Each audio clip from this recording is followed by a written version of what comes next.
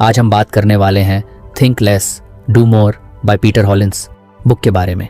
कई बार हम किसी काम को शुरू ही नहीं कर पाते क्योंकि हमें लगता है कि हमें इसे परफेक्ट तरीके से करना चाहिए। ये सोच हमें जकड़ लेती है और हम सिर्फ सोचते रह जाते हैं लेकिन कुछ कर नहीं पाते। इसे ही इनर्शिया कहा जाता है, यानी जड़ता या ठहराव। इसका सबसे आसान इलाज ये है कि अपने स्टैंडर्ड्स को कुछ कम कर दिया जाए। सोचिए, जब आप कोई नई स्किल सीखना चाहते हैं, जैसे कि पेंटिंग या गिटार बजाना, तो अगर आप ये सोचेंगे कि पहली बार में ही आपको किसी प्रोफेशनल आर्टिस्ट जैसा बनना है, तो आप शायद कभी शुरू ही ना कर पाएं।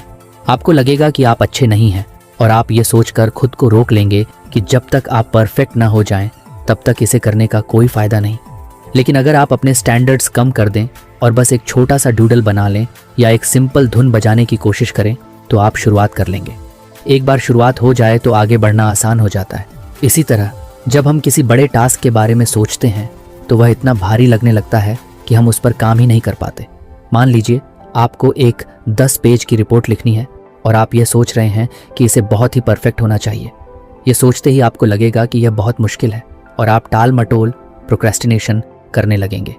लेकिन अगर आप ये सोचें कि बस पहला पैराग्राफ ही लिखना है, चाहे वह कैसा भी हो, तो आप काम शुरू कर पाएंगे। हमारा दिमाग फिनिश लाइन देखने में ज़्यादा दिलचस्पी लेता है, लेकिन जब वह यह देखता है कि वह बहुत दूर है तो वह डर जाता है। इसे दूर करने के लिए आपको बस इतना करना है कि अपने पहले कदम को आसान बना लें। अगर आपको एक्सरसाइज शुरू करनी है तो आप ये मत सोचिए कि आपको रोज़ 1 घंटे की वर्कआउट करनी होगी। बस ये सोचिए कि आपको सिर्फ 5 मिनट के लिए स्ट्रेचिंग करनी है। जब आप स्ट्रेचिंग कर लेंगे तो शायद आपको खुद ही लगे कि कुछ और कर लिया जाए। पूर्णतावाद कई बार प्रगति का सबसे बड़ा दुश्मन बन जाता है। हम ये मानकर चलते हैं कि हमें हर चीज़ में परफेक्ट होना चाहिए, लेकिन सच्चाई यह है कि परफेक्शन कभी भी एक झटके में नहीं आता। वह धीरे धीरे बार बार कोशिश करने से आता है। पहली ड्राफ्ट हमेशा खराब होती है, पहली कोशिश हमेशा औसत होती है और पहला कदम हमेशा अस्थिर होता है। लेकिन अगर आप इसे स्वीकार कर लें और खुद को यह अनुमति दें कि आप शुरुआत में औसत काम कर सकते हैं, तो आप इनर्शिया को हरा सकते हैं। सोचिए, जब कोई बच्चा चलना सीखता है तो क्या वह पहली बार में ही बिना गिरे दौड़ने लगता है? नहीं, वह गिरता है, फिर उठता है, फिर गिरता है और धीरे धीरे चलना सीखता है। अगर वह यह सोच ले कि जब तक वह बिना गिरे नहीं चल सकता तब तक वह कोशिश ही नहीं करेगा, तो वह कभी चल ही नहीं पाएगा। हमें भी यही माइंडसेट अपनाने की ज़रूरत है। कई बार हम सोचते हैं कि अगर हम कम स्टैंडर्ड्स रखेंगे तो हमारा काम बेकार होगा, लेकिन यह सही नहीं है। शुरुआत करना किसी भी टास्क का सबसे मुश्किल हिस्सा होता है और अगर आप उस हिस्से को आसान बना लें तो आगे का सफ़र खुद ही आसान हो जाता है। जब आप लिखना शुरू करते हैं तो आप धीरे धीरे एडिट कर सकते हैं। जब आप एक्सरसाइज शुरू करते हैं तो धीरे धीरे अपनी स्टैमिना बढ़ा सकते हैं। जब आप कोई नया बिजनेस शुरू करते हैं तो धीरे धीरे उसे सुधार सकते हैं। लेकिन अगर आप बस यह सोचते रहेंगे कि शुरुआत ही परफेक्ट होनी चाहिए, तो आप शायद कभी शुरुआत नहीं कर पाएंगे। इसलिए अगली बार जब भी आपको लगे कि आप किसी काम को करने के लिए बहुत ज़्यादा प्रेशर महसूस कर रहे हैं, तो बस अपने स्टैंडर्ड्स कुछ कम कर दीजिए। अपने टारगेट को छोटा बना दीजिए, काम को छोटे हिस्सों में तोड़ दीजिए और सबसे ज़रूरी बात, खुद को परफेक्ट होने का बोझ मत दीजिए। आपको केवल शुरुआत करनी है, चाहे वह शुरुआत कितनी भी छोटी क्यों ना हो। एक बार आप गति में आ गए तो इनर्शिया खुद ही खत्म हो जाएगा। अक्सर हम सोचते हैं कि किसी काम को करने के लिए पहले मोटिवेशन चाहिए। जब हमें मोटिवेटेड फील होगा तभी हम वह काम शुरू करेंगे, लेकिन सच्चाई इससे बिल्कुल अलग है। असल में मोटिवेशन का जन्म एक्शन से होता है। यानी अगर आप बिना मोटिवेशन के भी बस पहला कदम उठा लें तो धीरे धीरे आपको खुद ही मोटिवेशन मिलने लगेगा। जब आप किसी चीज़ को करने लगते हैं तो उसमें इन्वॉल्व हो जाते हैं और फिर आपका दिमाग खुद ही आपको आगे बढ़ने के लिए प्रेरित करने लगता है। मान लीजिए आपको एक लंबी बुक पढ़नी है, लेकिन आपको पढ़ने का मन नहीं कर रहा। आप सोच रहे हैं कि जब मुझे पढ़ने का मूड आएगा तब मैं इसे पढ़ूंगा। लेकिन अगर आप सिर्फ 2 पेज पढ़ने का एक्शन ले लें तो आपका दिमाग धीरे धीरे उस प्रोसेस में घुसने लगेगा और आपको खुद ही लगेगा कि कुछ और पढ़ लिया जाए। यही चीज़ किसी भी काम पर लागू होती है, चाहे वह एक्सरसाइज हो, पढ़ाई हो, काम हो या कोई नया स्किल सीखना हो। अगर आप शुरुआत कर लेंगे तो मोटिवेशन अपने आप आ जाएगा। मोटिवेशन की समस्या यह है कि यह एक अस्थायी टेम्पोरेरी चीज़ होती है। आप किसी मोटिवेशनल वीडियो या स्पीच से मोटिवेट हो सकते हैं, लेकिन वह मोटिवेशन ज़्यादा देर तक नहीं टिकता। इसलिए अगर आप सिर्फ मोटिवेशन के भरोसे रहेंगे तो आप कुछ ही दिनों में फिर से सुस्त महसूस करने लगेंगे। लेकिन अगर आप एक्शन लेने की आदत बना लें तो आप बिना मोटिवेशन के भी अपने टारगेट को अचीव कर सकते हैं। इसका सबसे अच्छा उदाहरण है वर्कआउट। बहुत से लोग सोचते हैं कि पहले उन्हें एक्सरसाइज करने का मूड आए, फिर वे जिम जाएंगे। लेकिन अगर वे सिर्फ 5 मिनट की स्ट्रेचिंग से शुरुआत कर लें तो उनका शरीर और दिमाग धीरे धीरे उसमें लग जाएगा और फिर उनका मन करेगा कि कुछ और एक्सरसाइज कर ली जाए। यही प्रिंसिपल हर चीज़ पर लागू होता है। जब आप किसी भी काम को करने लगते हैं तो आपकी एनर्जी उस ओर शिफ्ट होने लगती है और मोटिवेशन अपने आप पैदा होने लगता है।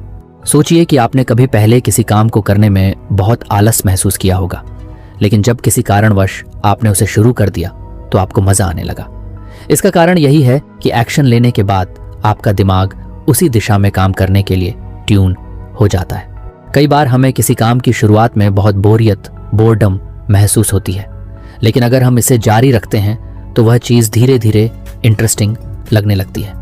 यह साइकोलॉजिकल फैक्ट है कि जब हम किसी एक्टिविटी में इन्वॉल्व हो जाते हैं तो हमारा माइंड उसे कंप्लीट करने की दिशा में काम करने लगता है। इसका एक और बड़ा फायदा ये होता है कि जब आप एक्शन लेना शुरू कर देते हैं तो आपके अंदर की संदेह, सेल्फ डाउट और अनिश्चितता, अनसर्टेनिटी भी धीरे धीरे कम होने लगती है। जब आप सिर्फ सोचते रहते हैं कि कोई काम मुश्किल है तो वह आपको और भी कठिन लगता है, लेकिन जब आप उसे करना शुरू कर देते हैं तो आपको महसूस होता है कि वह उतना मुश्किल नहीं था जितना आपने सोचा था।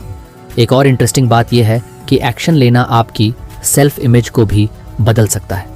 अगर आप सोचते हैं कि आप आलसी, लेजी इंसान हैं तो आप वैसे ही बिहेव करेंगे, लेकिन अगर आप सिर्फ 5 मिनट का एक्शन ले लें तो आप अपने बारे में नई स्टोरी क्रिएट कर सकते हैं। मैं एक ऐसा इंसान हूं जो बिना मोटिवेशन के भी काम कर सकता है। ये सोचते ही आप और ज्यादा करने के लिए तैयार हो जाते हैं। मोटिवेशन के लिए एक्शन जरूरी क्यों है? इसे समझने के लिए इसे साइकिल की तरह देख सकते हैं। जब आप कोई एक्शन लेते हैं तो आपको छोटा सा रिजल्ट मिलता है। ये रिजल्ट आपकी आत्मविश्वास, कॉन्फिडेंस को बढ़ाता है और फिर आपको और ज्यादा करने की प्रेरणा मिलती है। धीरे धीरे यह मोटिवेशन बढ़ता जाता है और आप अपनी लाइफ में बड़े बदलाव ला सकते हैं। इसे और आसान भाषा में कहें तो अगर आप किसी काम को करने का मन नहीं होने के बावजूद उसे शुरू कर देंगे तो कुछ ही देर में आपको खुद ही उसमें इंटरेस्ट आने लगेगा। और जब आप बार बार ऐसा करने लगेंगे तो आपको मोटिवेशन का इंतजार करने की ज़रूरत ही नहीं पड़ेगी। आप एक्शन लेंगे और एक्शन से ही मोटिवेशन पैदा होगा। अक्सर हम जब भी रिस्क का नाम सुनते हैं तो हमारे दिमाग में डर पैदा होता है।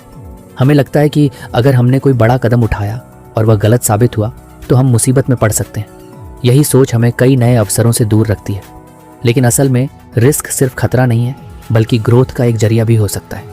जब हम रिस्क को एक डराने वाली चीज़ की तरह देखने की बजाय उसे सीखने और आगे बढ़ने के मौके के रूप में देखते हैं तो हमारी ज़िंदगी पूरी तरह बदल सकती है। सोचिए, अगर कोई बच्चा साइकिल चलाना सीखना चाहता है तो उसे गिरने का रिस्क होता है। अगर वह सिर्फ इस डर से कभी कोशिश ही ना करे कि वह गिर सकता है तो वह कभी भी साइकिल चलाना नहीं सीख पाएगा। लेकिन जब वह यह रिस्क लेता है, गिरता है, उठता है और फिर से कोशिश करता है तो एक दिन वह बिना गिरे आराम से साइकिल चला सकता है। यही प्रिंसिपल हमारी पूरी लाइफ में लागू होता है। बहुत से लोग कंफर्ट जोन में रहना पसंद करते हैं क्योंकि वहाँ कोई रिस्क नहीं होता, लेकिन कंफर्ट जोन में रहने से हमें अपने जीवन को सीमित करना पड़ता है। जोन में रहने का सबसे बड़ा नुकसान यह है कि आप कभी ग्रो नहीं कर पाते। जब आप कोई नया स्किल सीखते हैं, कोई नया बिजनेस शुरू करते हैं या कोई नया चैलेंज लेते हैं तो उसमें रिस्क तो होता है, लेकिन उसी के साथ सीखने और आगे बढ़ने के भी बहुत बड़े मौके होते हैं। रिस्क लेने का मतलब ये नहीं है कि आप बिना सोचे समझे कोई भी बड़ा कदम उठा लें। इसका मतलब ये है कि आप कैलकुलेटेड रिस्क लें, यानी आप पहले सिचुएशन को एनालाइज करें, उसके फ़ायदे और नुकसान को समझें और फिर एक इन्फॉर्म्ड डिसीजन लें। जब आप इस तरह से रिस्क लेते हैं तो आपके फेलियर के चांसेस कम हो जाते हैं और सक्सेस के चांसेस बढ़ जाते हैं। रिस्क को एम्ब्रेस करने का एक और बड़ा फ़ायदा ये है कि यह आपको मानसिक रूप से मजबूत बनाता है।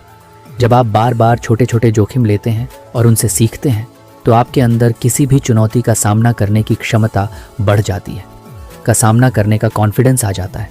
धीरे धीरे आपका दिमाग फेलियर को एक सीखने का प्रोसेस मानने लगता है, न कि कोई ऐसी चीज़ जिससे डरना चाहिए।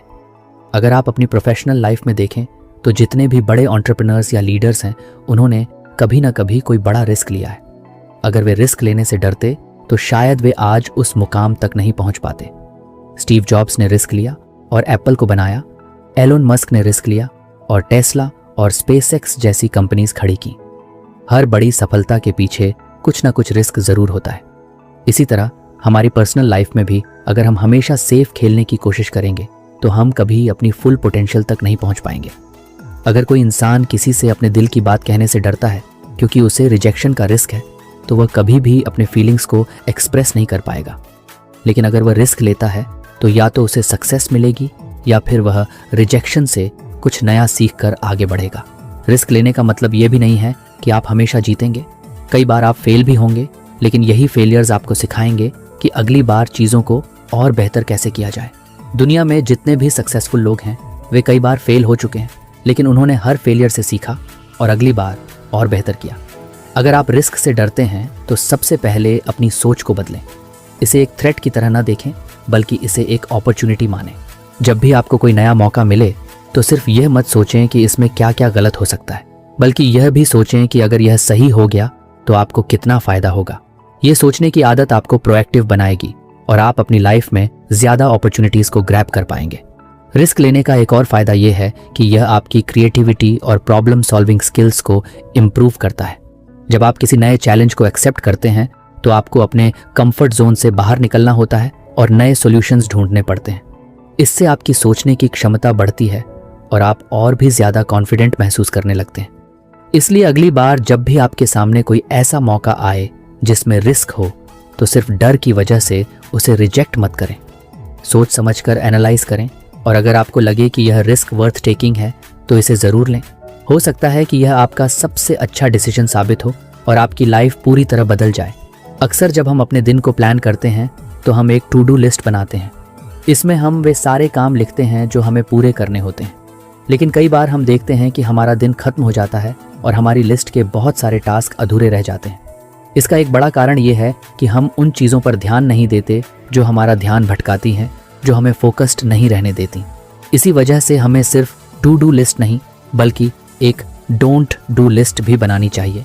ये एक ऐसी लिस्ट होती है जिसमें वे सारी चीज़ें होती हैं जो हमें अवॉइड करनी चाहिए ताकि हमारा ध्यान सही जगह पर रहे और हम प्रोडक्टिव रह सकें।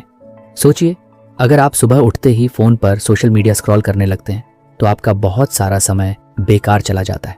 आप सोचते हैं कि बस 5 मिनट देखेंगे, लेकिन जब दोबारा घड़ी देखते हैं तो 30 से 40 मिनट निकल चुके होते हैं। इसी तरह अगर आप दिन भर में बार बार ईमेल चेक करते रहते हैं या हर छोटी चीज़ पर तुरंत रिएक्ट करने लगते हैं तो आपकी एनर्जी गलत जगह खर्च होती है। डोंट डू लिस्ट इसी तरह की चीज़ों को आइडेंटिफाई करने में मदद करती है ताकि आप उन आदतों से बच सकें जो आपके समय और प्रोडक्टिविटी को बर्बाद करती हैं। इस लिस्ट को बनाने के लिए सबसे पहले आपको यह देखना होगा कि दिन भर में कौन कौन सी एक्टिविटीज़ आपका ध्यान भटकाती हैं। क्या आप हर छोटी ब्रेक में अपना फ़ोन चेक करते हैं? क्या आप अनावश्यक बैठकों में बहुत ज़्यादा समय बर्बाद करते हैं? क्या आप बिना किसी प्लान के सोशल मीडिया पर बहुत ज़्यादा वक्त बिताते हैं? इन सब चीज़ों को नोट करें और इन्हें अपनी डोंट डू लिस्ट में डाल दें। इससे आपको यह साफ साफ समझ में आ जाएगा कि आपको किन चीज़ों से बचना है। डोंट डू लिस्ट का सबसे बड़ा फ़ायदा यह है कि यह आपको डिसिप्लिन सिखाती है। जब आपके पास यह स्पष्ट होता है कि आपको क्या नहीं करना है तो आप अपने इम्पॉर्टेंट कामों पर ज़्यादा ध्यान दे सकते हैं। मान लीजिए कि आपकी लिस्ट में लिखा है कि मैं सुबह 10 बजे से पहले सोशल मीडिया इस्तेमाल नहीं करूंगा। तो जब भी आपका मन करेगा कि फ़ोन उठाकर इंस्टाग्राम या ट्विटर देख लें, आपकी लिस्ट आपको याद दिलाएगी कि यह आपकी प्रायोरिटी में नहीं है।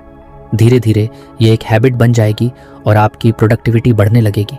बहुत से लोग सोचते हैं कि बस ज़्यादा मेहनत करने से सफलता मिलती है, लेकिन असल में स्मार्ट तरीके से काम करना ज़्यादा ज़रूरी है।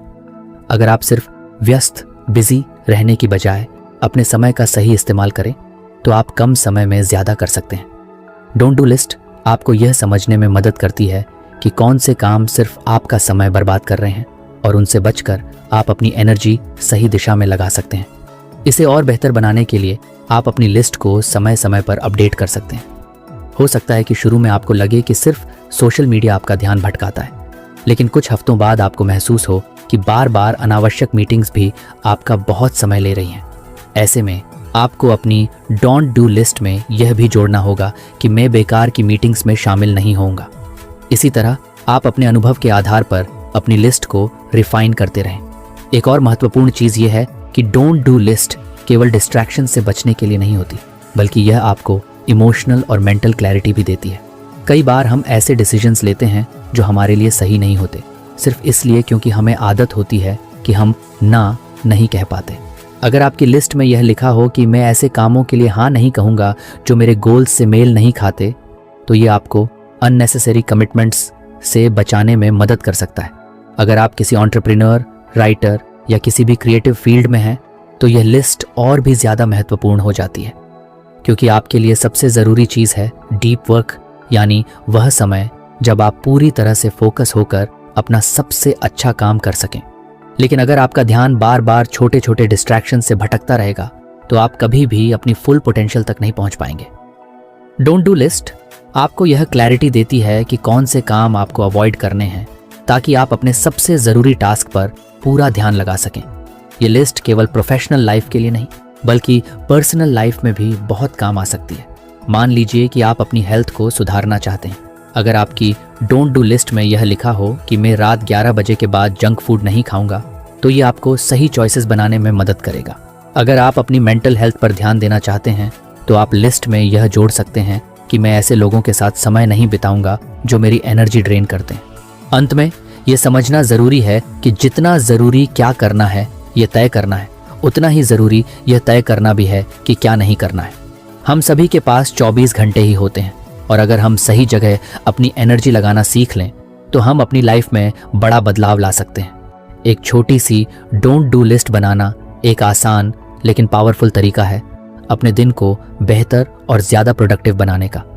अगर आप इसे ईमानदारी से फॉलो करते हैं, तो आप देखेंगे कि कैसे आपकी एफिशिएंसी, फोकस और ओवरऑल हैप्पीनेस बढ़ने लगती है। हमारी ज़िंदगी में हर दिन कई सारे काम होते हैं, कुछ ज़रूरी होते हैं तो कुछ कम ज़रूरी। लेकिन अक्सर ऐसा होता है कि हम उन कामों में उलझे रहते हैं जो उतने महत्वपूर्ण नहीं होते, और जो असल में हमारे लिए सबसे ज़्यादा मायने रखते हैं वे काम पीछे छूट जाते हैं। इसका कारण यह है कि हम अपनी प्राथमिकताओं, प्रायोरिटीज़ को सही तरीके से सेट नहीं कर पाते। यहीं पर बर्नर लिस्ट की ज़रूरत पड़ती है। ये एक ऐसा तरीका है जिससे आप अपने सबसे महत्वपूर्ण और कम महत्वपूर्ण कामों को अलग अलग रख सकते हैं, ताकि आपकी एनर्जी और अटेंशन सही दिशा में लगे।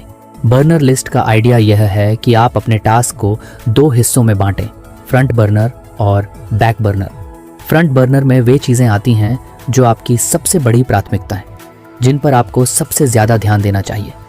ये वे टास्क होते हैं जो आपके बड़े गोल्स को हासिल करने में मदद करते हैं। दूसरी तरफ बैक बर्नर में वे चीज़ें आती हैं जो ज़रूरी तो हैं, लेकिन फ़िलहाल उन पर ज़्यादा ध्यान देने की ज़रूरत नहीं है। ये वो काम हो सकते हैं जो आप बाद में कर सकते हैं या जो उतने क्रिटिकल नहीं हैं। सोचिए कि आप एक शेफ़ हैं और किचन में कई चीज़ें एक साथ बना रहे हैं। एक स्टोव पर कुछ पक रहा है जिसे लगातार चलाते रहना है ताकि वह ठीक से बने, यही आपका फ्रंट बर्नर है। वहीं कुछ चीज़ें धीमी आंच पर रखी हुई हैं जिन्हें समय आने पर देखा जा सकता है, यही आपका बैक बर्नर है। ठीक इसी तरह जब हम अपनी लाइफ को इस तरीके से ऑर्गेनाइज करते हैं, तो हम अपनी एनर्जी को सही जगह फोकस कर सकते हैं। अगर आप किसी बड़े प्रोजेक्ट पर काम कर रहे हैं, तो वह आपका फ्रंट बर्नर टास्क होगा। लेकिन अगर आप साथ ही साथ कोई नई स्किल सीखना चाहते हैं या किसी नए आइडिया पर काम करना चाहते हैं, तो वह बैक बर्नर पर जा सकता है। इसका मतलब ये नहीं है कि बैक बर्नर के टास्क बेकार हैं, बल्कि इसका मतलब सिर्फ इतना है कि उन्हें अभी उतनी प्रायोरिटी नहीं मिलनी चाहिए। इससे आपका ध्यान भटकता नहीं है और आप सबसे ज़रूरी चीज़ों पर फोकस कर पाते हैं। बर्नर लिस्ट को अपनाने का सबसे बड़ा फ़ायदा यह है कि यह डिसीजन मेकिंग को आसान बना देती है। जब भी कोई नया टास्क सामने आता है, तो आप तुरंत तय कर सकते हैं कि वह किस बर्नर पर जाना चाहिए। इससे आपका दिमाग क्लटर फ्री रहता है और आप ज़रूरी चीज़ों को मिस नहीं करते। इसका दूसरा फ़ायदा यह है कि यह आपको मल्टीटास्किंग से बचाता है। अक्सर लोग एक साथ कई काम करने की कोशिश करते हैं और नतीजा ये होता है कि वे किसी भी काम को अच्छे से पूरा नहीं कर पाते। लेकिन जब आप जानते हैं कि कौन सा काम फ्रंट बर्नर पर है, तो आप पूरी तरह उसी पर ध्यान लगा सकते हैं और बाकी चीज़ों को बाद में संभाल सकते हैं। बर्नर लिस्ट को और ज़्यादा इफेक्टिव बनाने के लिए आप इसे हर हफ्ते या महीने में रिव्यू कर सकते हैं, क्योंकि प्रायोरिटीज़ समय के साथ बदलती हैं। जो काम आज बैक बर्नर पर है, हो सकता है कि कुछ हफ्तों बाद उसे फ्रंट बर्नर पर लाने की ज़रूरत पड़े। इसलिए इसे समय समय पर अपडेट करना ज़रूरी है। यह सिस्टम न केवल आपकी प्रोडक्टिविटी बढ़ाता है, बल्कि आपको मेंटल क्लैरिटी भी देता है। जब आपका दिमाग बार बार यह सोचने में उलझा नहीं रहता कि अभी क्या करना चाहिए। असिस्टेंट चाहते हैं तो आप इसे अपनी डेली लाइफ में छोटे छोटे डिसीजंस के लिए भी यूज़ कर सकते हैं। जैसे कि अगर आप फिटनेस पर ध्यान देना चाहते हैं तो उसे फ्रंट बर्नर पर रखें। वहीं अगर आप किसी नई किताब को पढ़ना चाहते हैं लेकिन अभी वक्त नहीं मिल रहा तो उसे बैक बर्नर पर रख सकते हैं। प्रोफेशनल लाइफ में भी यह तरीका बहुत काम आता है। मान लीजिए आप एक एंटरप्रेन्योर हैं और आपके पास कई आइडियाज़ हैं लेकिन सब पर एक साथ काम करना संभव नहीं है। तब आप बर्नर लिस्ट बनाकर ये तय कर सकते हैं कि कौन सा आइडिया सबसे ज़रूरी है और किसे बाद में एक्सप्लोर किया जा सकता है। बर्नर लिस्ट का असली जादू इस बात में है कि यह आपको डिसिप्लिन सिखाती है। यह आपको यह समझने में मदद करती है कि हर टास्क एक जैसा ज़रूरी नहीं होता और अगर आप हर चीज़ पर एक साथ ध्यान देंगे तो कुछ भी अच्छे से पूरा नहीं हो पाएगा। जब आप ये समझ जाते हैं कि किन चीज़ों को प्राथमिकता देनी है और किन्हें फिलहाल साइड में रखना है तो आपकी प्रोडक्टिविटी और सक्सेस दोनों बढ़ने लगती हैं। इसलिए अगर आप अपने दिन को बेहतर तरीके से मैनेज करना चाहते हैं और सही चीज़ों पर अपनी एनर्जी लगाना चाहते हैं तो बर्नर लिस्ट को अपनी लाइफ में शामिल करें। ये एक आसान लेकिन पावरफुल तरीका है जो आपको क्लैरिटी देगा और आपके सबसे ज़रूरी गोल्स को पूरा करने में मदद करेगा। हमारी ज़िंदगी में हर दिन बहुत सारे डिसीजंस लेने पड़ते हैं, कुछ छोटे कुछ बड़े। कई बार हम बहुत छोटे छोटे डिसीजंस पर भी इतना ज़्यादा सोचने लगते हैं कि हमारा दिमाग थक जाता है और बड़े डिसीजंस लेने की एनर्जी ही नहीं बचती। इसे ओवर एनालिसिस कहा जाता है और ये हमारी प्रोडक्टिविटी और कॉन्फिडेंस दोनों को कम कर देता है। इसका सबसे अच्छा समाधान है सुपर स्ट्रक्चर डिसीजन मॉडल अपनाना। ये एक स्ट्रक्चर्ड तरीका है जिससे आप जल्दी और सही डिसीजंस ले सकते हैं बिना ज़रूरत से ज़्यादा सोच विचार में फंसे। सोचिए कि अगर हर बार आपको यह सोचना पड़े कि आपको सुबह क्या पहनना है, क्या नाश्ता करना है या किस ईमेल का जवाब पहले देना है तो आपका दिमाग इन छोटे छोटे डिसीजंस में ही उलझ जाएगा। यही कारण है कि कई सक्सेसफुल लोग अपने रोज़मर्रा के डिसीजंस को सिंप्लीफाई कर देते हैं। उदाहरण के लिए स्टीव जॉब्स और मार्क जुकरबर्ग हमेशा एक जैसा कपड़ा पहनते थे ताकि उन्हें हर दिन इस बारे में डिसीजन न लेना पड़े। इसी तरह अगर आप एक स्ट्रक्चर्ड डिसीजन मेकिंग फ्रेमवर्क अपना लें तो आपका दिमाग ज़्यादा ज़रूरी चीज़ों पर फोकस कर पाएगा। सुपर स्ट्रक्चर डिसीजन मॉडल का मतलब है कि आपके पास एक प्री डिफाइंड सिस्टम हो जो आपको यह तय करने में मदद करे कि कौन सा डिसीजन कैसे लेना है। इससे आप सोचने में कम समय लगाएंगे और आपकी चॉइसेस आपके गोल्स के साथ अलाइंड रहेंगी। ये मॉडल खास तौर पर उन लोगों के लिए बहुत फायदेमंद है जो अक्सर डिसीजन पैरालिसिस का शिकार हो जाते हैं, यानी जब बहुत सारे ऑप्शंस होते हैं और हम ये तय ही नहीं कर पाते कि कौन सा सही है। इस मॉडल को अपनाने का पहला स्टेप ये है कि आपको यह तय करना होगा कि आप किन तरह के डिसीजंस को ऑटोमेट कर सकते हैं। उदाहरण के लिए अगर आप रोज़ यह सोचने में समय लगाते हैं कि आपको जिम जाना चाहिए या नहीं तो इसे ऑटोमेट कर लें, यानी हफ्ते के कुछ दिन फिक्स कर लें कि उन्हीं दिनों जाना है, चाहे कुछ भी हो। इससे हर दिन इस डिसीजन को लेने की ज़रूरत ही नहीं पड़ेगी। दूसरा स्टेप है डिसीजन मेकिंग क्राइटेरिया सेट करना, यानी जब भी आपको कोई बड़ा डिसीजन लेना हो तो आपके पास कुछ प्री डिफाइंड क्वेश्चंस होने चाहिए जो आपको सही चॉइस चुनने में मदद करें। जैसे कि क्या यह डिसीजन मेरे लॉन्ग टर्म गोल्स से मेल खाता है? ज़ेरेनिया, क्या इससे मेरा समय और एनर्जी सही दिशा में लगेगा? ज़ेरेनिया, अगर मैं यह डिसीजन गलत लेता हूं तो उसका सबसे बुरा असर क्या हो सकता है? जब आपके पास ये प्री डिफाइंड फिल्टर्स होंगे तो आप बिना ज़्यादा सोचे समझे सही डिसीजन ले पाएंगे। तीसरा स्टेप है पास्ट डिसीजन से सीखना। अगर आपने पहले कोई गलत डिसीजन लिया था तो उस पर एनालाइज करें कि गलती कहाँ हुई थी और अगली बार उस गलती को अवॉइड करने के लिए क्या किया जा सकता है। इससे आपकी डिसीजन मेकिंग एबिलिटी बेहतर होगी और आप फ्यूचर में ज़्यादा कॉन्फिडेंट चॉइसेस ले पाएंगे। ये मॉडल न केवल आपकी स्पीड को बढ़ाता है बल्कि आपकी मेंटल क्लैरिटी भी बढ़ाता है। जब आप बार बार सोचने की बजाय एक स्ट्रक्चर्ड प्रोसेस के हिसाब से डिसीजंस लेने लगते हैं तो आपका दिमाग ज़्यादा रिलैक्स रहता है और स्ट्रेस भी कम होता है। सुपर स्ट्रक्चर डिसीजन मॉडल आपको डिस्ट्रैक्शन से भी बचाता है। जब आपके पास एक सिस्टम होता है तो आप हर छोटी चीज़ पर ज़्यादा ध्यान नहीं देते और केवल उन्हीं चीज़ों पर फोकस करते हैं जो आपके लिए सबसे ज़्यादा मायने रखती हैं। इससे आप ज़्यादा प्रोडक्टिव और एफिशिएंट बन जाते हैं। अगर आप अपनी प्रोफेशनल लाइफ में इस मॉडल को अपनाना चाहते हैं तो आप अपने काम के डिसीजंस को कैटेगरीज में बांट सकते हैं, जैसे कि urgent tasks, important but non urgent tasks और कंप्लीटली अवॉइडेबल टास्क्स। इससे आपको तुरंत यह समझ में आ जाएगा कि किस चीज़ को प्रायोरिटी देनी है और किसे छोड़ देना है। पर्सनल लाइफ में भी आप इसे यूज़ कर सकते हैं, जैसे कि अगर आप हर बार यह सोचते हैं कि आपको वीकेंड पर क्या करना है तो आप पहले से ही कुछ ऑप्शंस फिक्स कर सकते हैं, जैसे कि एक दिन फैमिली के साथ बिताना, एक दिन खुद के लिए रखना और एक दिन किसी नए एक्सपीरियंस के लिए। इससे आपको बार बार डिसीजन लेने की ज़रूरत नहीं पड़ेगी और आपका समय ज़्यादा ऑर्गेनाइज्ड रहेगा। सुपर स्ट्रक्चर डिसीजन मॉडल को अपनाने से आप न सिर्फ तेज़ी से डिसीजंस ले पाएंगे, बल्कि आपको यह भी समझ में आएगा कि आपके चॉइसेस आपके गोल्स के साथ अलाइंड हैं या नहीं। ये एक पावरफुल तरीका है जो आपको ओवर थिंकिंग से बचाकर स्मार्ट और कॉन्फिडेंट डिसीजन मेकर बनाता है। हम सबकी बॉडी एक खास तरह की रिदम के हिसाब से काम करती है, जिसे अल्ट्राडायन रिदम्स कहा जाता है। ये वही नेचुरल साइकिल है जो हमारी एनर्जी लेवल्स को पूरे दिन में ऊपर नीचे करती रहती है। कई बार आपने महसूस किया होगा कि सुबह के किसी समय आप बहुत एनर्जेटिक और फोकस्ड महसूस करते हैं, लेकिन कुछ घंटों बाद अचानक से थकान या डिस्ट्रैक्शन महसूस होने लगती है। यही अल्ट्राडायन रिदम्स का असर होता है। अगर हम इस नेचुरल एनर्जी साइकिल को समझकर अपने काम का स्केड्यूल बनाएं, तो हम अपनी प्रोडक्टिविटी को कई गुना बढ़ा सकते हैं। अक्सर लोग ये गलती करते हैं कि वे पूरे दिन एक ही तरह की एनर्जी एक्सपेक्ट करते हैं। वे सोचते हैं कि अगर वे सुबह 9 बजे से शाम 6 बजे तक लगातार काम करेंगे तो उनका आउटपुट हमेशा एक जैसा रहेगा, लेकिन ऐसा नहीं होता। हमारी बॉडी हर 90 से 120 मिनट के साइकिल में काम करती है, यानी लगभग 1.5 से 2 घंटे के बाद हमारी एनर्जी धीरे धीरे कम होने लगती है और हमें एक छोटे ब्रेक की ज़रूरत होती है। अगर हम इस नेचुरल साइकिल के हिसाब से काम करें तो हम ज़्यादा प्रोडक्टिव और कम थके हुए महसूस करेंगे। सोचिए, अगर आप अपने हाईएस्ट एनर्जी लेवल के समय सबसे ज़रूरी और डिमांडिंग टास्क्स करें तो आपका काम कितना एफिशिएंट हो जाएगा। और जब आपकी एनर्जी लो हो तो आप ऐसे काम करें जो ज़्यादा दिमागी मेहनत नहीं मांगते, जैसे कि ईमेल्स चेक करना, मीटिंग्स अटेंड करना या प्लानिंग करना। इस तरह आप अपने शरीर की नेचुरल रिदम के साथ काम करेंगे, न कि उसके खिलाफ। इसका सबसे अच्छा तरीका यह है कि आप अपने एनर्जी पैटर्न्स को ऑब्जर्व करें।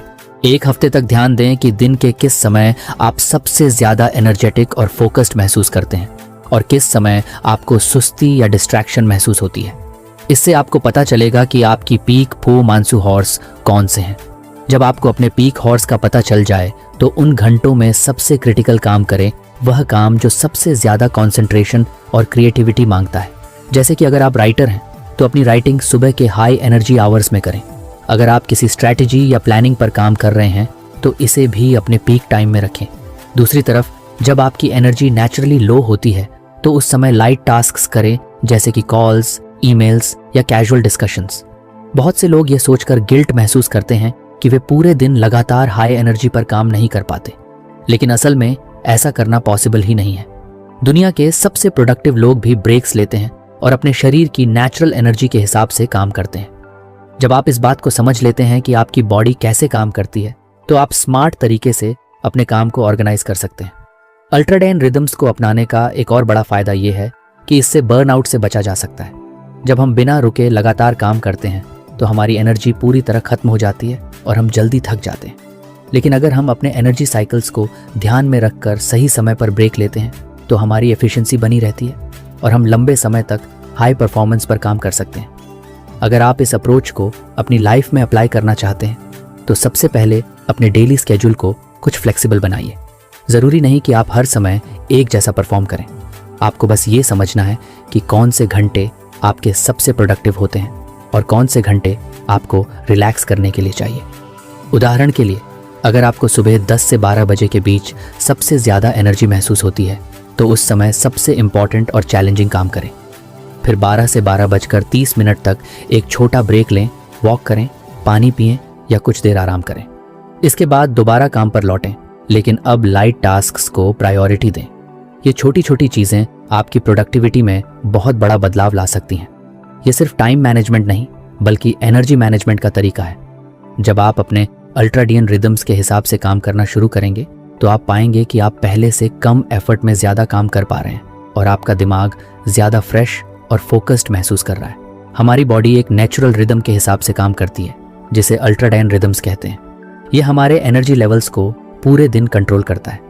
कभी आपने नोटिस किया होगा कि एक समय पर आप सुपर फोकस्ड होते हैं, लेकिन कुछ घंटों बाद आपको थकान या डिस्ट्रैक्शन महसूस होने लगती है। ये इसी रिदम का असर है। अगर हम इसे समझकर अपने काम का सही स्केड्यूल बनाएं तो हम ज़्यादा प्रोडक्टिव बन सकते हैं। अक्सर लोग ये सोचते हैं कि पूरे दिन एक जैसी एनर्जी बनी रहेगी, लेकिन ऐसा नहीं होता। हमारी बॉडी हर 90 से 120 मिनट के एक साइकिल में काम करती है, यानी 1.5-2 घंटे बाद हमारी एनर्जी नेचुरली कम होने लगती है। और हमें ब्रेक की ज़रूरत होती है। अगर हम इस नेचुरल साइकिल के हिसाब से काम करें तो हम कम एफर्ट में ज़्यादा काम कर सकते हैं।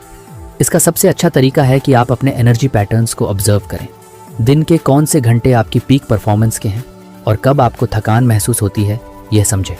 फिर अपने हाई एनर्जी टाइम में सबसे ज़रूरी काम करें, वह जो सबसे ज़्यादा फोकस और क्रिएटिविटी मांगता है। जब एनर्जी लो हो तो ईमेल्स, मीटिंग्स, कैजुअल टास्क्स को उस समय करें। बहुत से लोग गिल्ट महसूस करते हैं कि वे पूरे दिन हाई परफॉर्मेंस पर काम नहीं कर पाते, लेकिन स्मार्ट वर्क यही है कि आप अपने बॉडी रिदम के साथ काम करें, न कि उसके खिलाफ।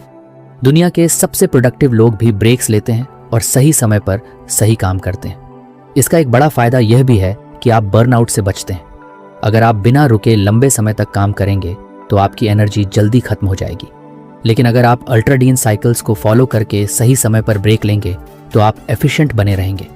अगर आप इस अप्रोच को अपनी लाइफ में अप्लाई करना चाहते हैं तो रिजिड टाइम टेबल छोड़ें और अपने नेचुरल रिदम्स को समझें। जब आप हाई एनर्जी मोड में हो तो चैलेंजिंग टास्क्स करें और जब एनर्जी लो हो तो लाइट टास्क्स करें। 30 मिनट के छोटे ब्रेक लेने से भी फोकस और एफिशिएंसी बनी रहती है। ये टाइम मैनेजमेंट नहीं, एनर्जी मैनेजमेंट है। जब आप अपने अल्ट्राडियन रिदम्स के हिसाब से काम करना शुरू करेंगे तो आप पाएंगे कि पहले से कम एफर्ट में ज़्यादा काम हो रहा है और आपका माइंड ज़्यादा फ्रेश और फोकस्ड महसूस कर रहा है। तो फ्रेंड्स, ये थी हमारी आज की बुक समरी। आपको कैसी लगी कमेंट करके ज़रूर बताएं और धन्यवाद आपका समरी एंड तक सुनने के लिए।